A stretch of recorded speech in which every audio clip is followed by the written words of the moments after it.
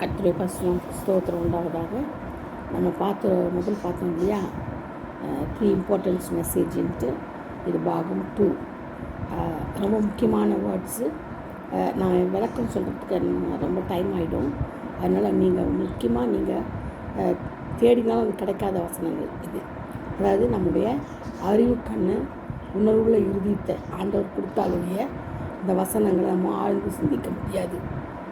அவ்வளோ பொக்கிஷமாக நமக்கு இந்த வசனங்கள் இருக்குது.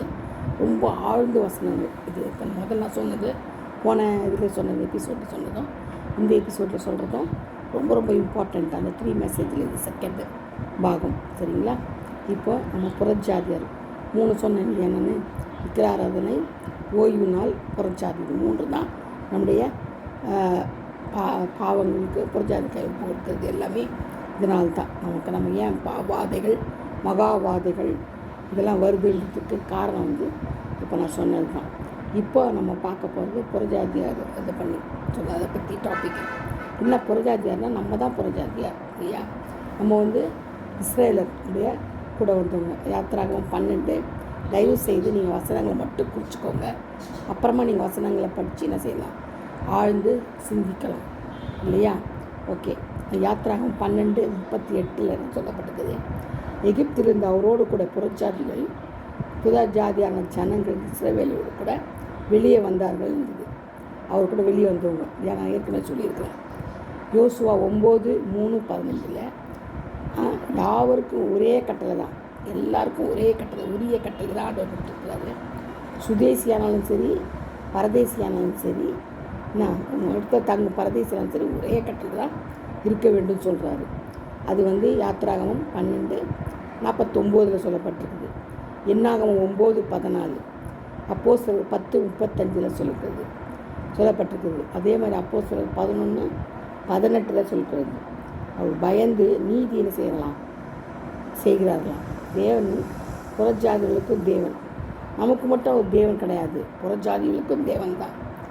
அவர் புறஜாதிகளிலிருந்து வந்தார். அதனால் மூத்தவன் தான் பலி. ஃபஸ்ட்டு கத்தக்கு முகந்து அது பலி எதுனா நம்ம கூட சொல்லுவோம் பாருங்க, முதற் கண்ணி கத்தடையதுன்னு சொல்லுவோம் இல்லையா? அது மாதிரி தான். அதே மாதிரி ரோமர் 3:29, ரோமர் 9:24 ஆச்சுங்களா? அடுத்தது 2 ராஜாக்கள் 3:21, 2 கொரிந்தியர் 6:16-17. அடுத்தது யாத்திராகமம் 23:24. ரொம்ப ரொம்ப முக்கியமான வசனங்கள், நீங்கள் பார்த்துக்கோங்க. யாத்திராகமம் 34:12-15-16. லேவியராகமம் 18:3. அவர் என்ன செய்யணும், அவருடைய அந்த அருவருப்புகளை விட்டுறாம்பா நீங்களும் செய்கிறாரு.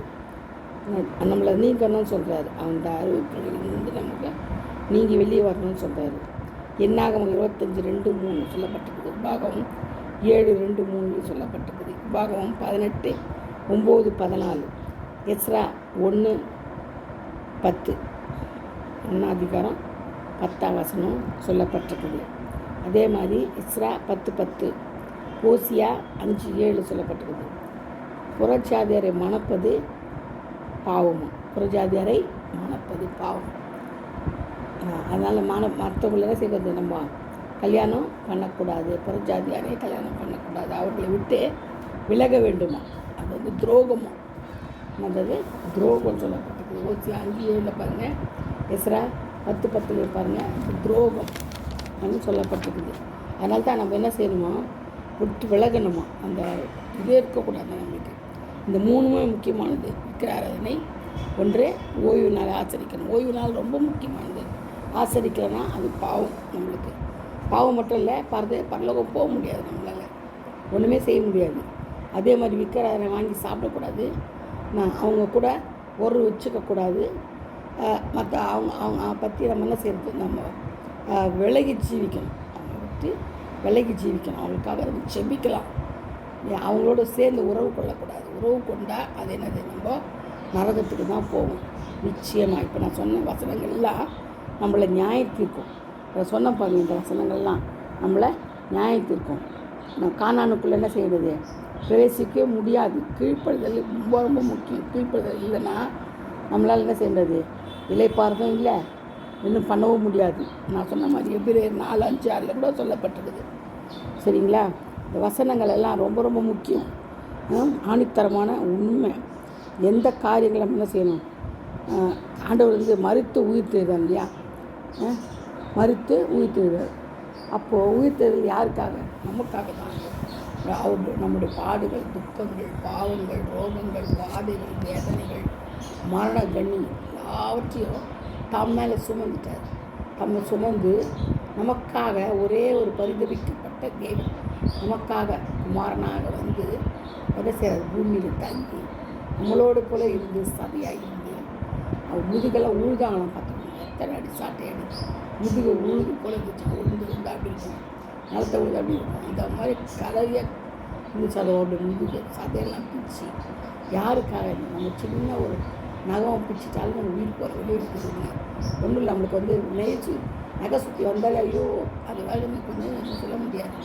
அப்போது பெரிய பெரிய முள் ஆணி தலையில் இறங்கினா எப்படி இருக்கும்? முழுக்கீழே சொல்ல முடியாது, அழுகே வருது பாருங்க. முழுக்கீழே நமக்காக சுமந்தார். அதே மாதிரி கையில் கடாவப்பட்ட ஆணி, காலில் ஆணி, ஓட்டையே ஓட்டுச்சு. அதனால் தோமாவை பார்த்து என் கை போடுவான் சந்தேகப்பட்டான். அவிசுவாசியாக இருந்தாங்க. தோமா நான் பார்த்தா தான் சொன்னாங்க, சரி கை போடு, லாவில் கை போடு தோமாங்கிறாரு. எவ்வளோ பயங்கரமான பாருங்கள் அந்த நிகழ்ச்சி. அதான் நம்ம கண்டு விசுவாசிக்கணும், காணாமல் விசுவாசிக்கணும். நம்மளாம் யாருங்க? வேற பெற்றவங்க, ஆண்டோடைய பிள்ளைங்க. நம்ம ரொம்ப உண்மையாக இருக்கணும். நம்ம ரொம்ப விசுவாசத்தில் உறுதி கட்டணும். ஏன்னா வருகை நெருங்கி போச்சு பாருங்கள். வருகையில் இது அங்கேயே இது இங்கேயே சொன்னாங்க, நம்ம ஏமாற்றுவாங்க. அது மட்டும் இல்லை, பயத்துள்ள வசனங்களை சொல்லாமல் காமிக்காமல் நம்மளுக்கு எந்த சத்தியம் சொன்னாலும் கேட்காதீங்க.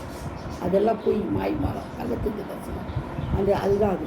ஏன்னா வேதத்தின் ரகசியங்கள் அந்த சொல்கிறாங்களா பாருங்கள். வேதத்தில் வசனங்கள் நம்மளுக்கு தெரிஞ்சாரு பாருங்கள், நம்மக்கிட்ட வருதான்னு பாருங்கள், அதை படித்து பாருங்கள். இப்போ நான் சொன்ன வசனங்கள்லாம் உண்மை சத்தியம் வேதத்தில் எடுக்கப்பட்டது.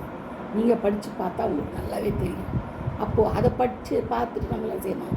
ஞானமாக தெளிவான புத்தியோடு தெளிந்த புத்தி ஞானத்தில் கொடுத்துக்கிறாங்க. யாருக்கு தீபத்தை ஒன்று அதை மாதிரி நம்ம என்ன செய்யணும்? அதை படித்து பார்த்துட்டு அதுபடி நடக்கணும். ஓய்வு நாளை ஆசரிக்கணும். 7ஆம் நாளும் உண்டு, முதல் நாளும் உண்டு, 8ஆம் நாளும் உண்டு, ஓய்வு நாள் தான். சரிங்களா? அதை வந்து நம்ம அது விளக்கமாக நான் சொல்லியிருக்கேன் வசனங்கள்லாம் அதுக்கு. அதனால் நீங்கள் அந்த வசனத்தின்படி நீங்கள் பாருங்கள். சரியா? ஓய்வு நாளை குறித்து பயபக்தியாக இருக்குமா? ஓய்வு நாளை பரிசுத்தமாக ஆசரிக்கணுமா? அப்போ தான் பாவத்துக்கு நம்மளுக்கு விடுதலை கொடுத்தது ஓய்வு நாள் தான்.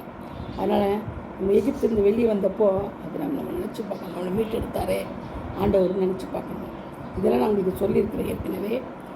ஓய்வு நாளை பற்றி சொல்லுறது காரணம் என்ன? அது காரணம்னா நெகேமியா 8:18, யாத்திராகம் 12:16, யாத்திராகம் 20:10, லேவியராகம் 26:2-3, உபாகம் 15:12, லேவியராகம் 16:30-31, உபாகம் 5:15, மத்தேயு 28:1, மார்க் 6:2, யாத்திராகம் 31:16, யாத்திராகம் 20:10, யாத்திராகம் 23:12, ஏசாயா 58:13-14. இதுதான் அது ஓய்வு நாளுக்குரிய.